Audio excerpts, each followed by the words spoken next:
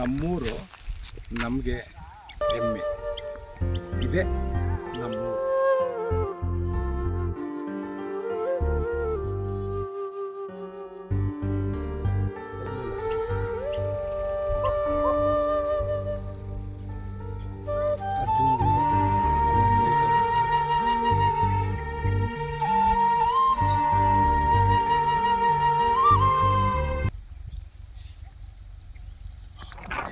ಇಲ್ಲಿ ನೀರಿದೆ.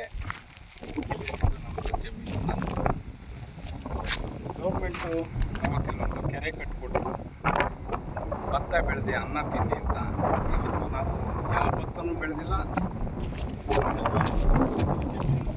ಇದೆ ನಮ್ಮ ಜೀವನದ ನೋವುಗಳು. ಮುಂದೆ ಇದೆ ಎಲ್ಲ ಹೇಳ್ತಾ ಹೋಗ್ತೀವಿ.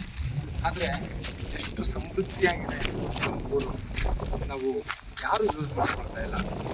ಇದು ನಮಗೆ ಏನೋ ಒಂದು ಕಡೆ ನೋವಿದೆ. ಏನು ಮಾಡಬೇಕು ಅನ್ನೋದು ಯಥೆ ಇಲ್ಲದ ಜೀವನ.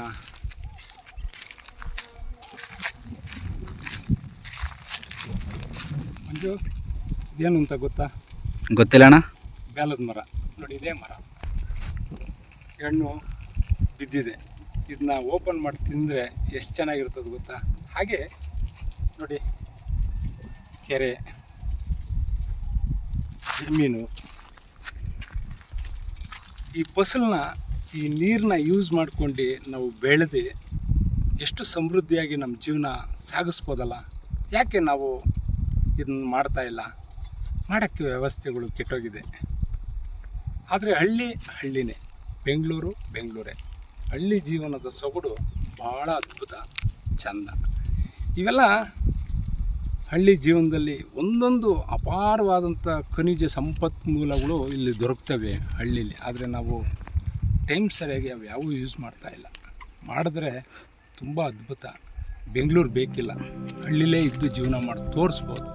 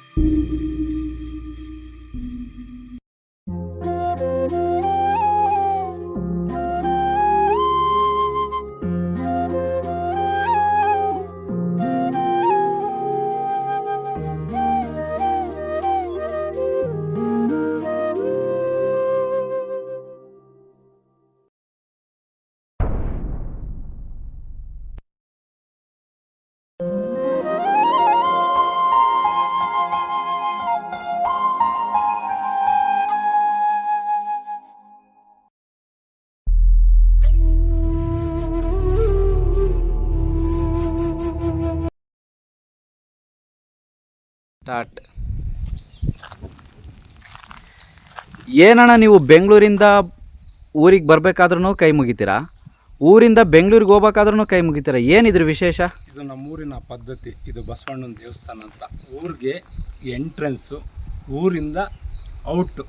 ಅಂದರೆ ನಾವು ಗಾಡೀಲಿ ಪ್ರಯಾಣ ಮಾಡಬೇಕಾದ್ರೆ ದೇವ್ರ ಕೈ ಮುಗಿದೋದ್ರೆ ಒಳ್ಳೆಯದಾಗಲಿ ಅಂತ ದೇವರಲ್ಲಿ ನಾವು ಪ್ರಾರ್ಥನೆ ಮಾಡ್ಕೊಂಡು ಹೋಗ್ತೀವಿ. ಹಾಗೆ ಬೆಂಗಳೂರಿಂದ ನಮ್ಮೂರಿಗೆ ಬರಬೇಕಾದ್ರೆ ನಮ್ಮೂರಿನ ಜನರಿಗೆ ಎಲ್ರಿಗೂ ಒಳ್ಳೇದು ಮಾಡಪ್ಪ ಅಂತ ಇಲ್ಲಿ ಕೇಳ್ಕೊಂಡು ಮುಂದಕ್ಕೆ ಊರಿಗೆ ಹೋಗ್ತೀವಿ. ಇದು ನಮಗೆ ನಮ್ಮ ತಂದೆ ತಾಯಿಗಳು ಹೇಳ್ಕೊಟ್ಟಂಥ ಪಾಠ. ಹಾಗಾಗಿ ಹಿರಿಯರು ಏನು ಹೇಳವ್ರೆ ಅದನ್ನ ನಾವು ಫಾಲೋ ಮಾಡ್ಕೊಳ್ತಾ ಇದ್ವಿ. ಅದು ನಮಗೂ ಒಳ್ಳೇದಲ್ವಾ. ಹಾಗಾಗಿ ಸರ್ವರಿಗೂ ಒಳ್ಳೇದಾಗಲಿ ಅಂತ ಪ್ರಾರ್ಥನೆ ಮಾಡ್ಕೊಂಡು ಈಗ ನಾನು ಬೆಂಗಳೂರು ಕಡೆ ಪ್ರಯಾಣ ಮಾಡ್ತಾ ಇದ್ದೀನಿ.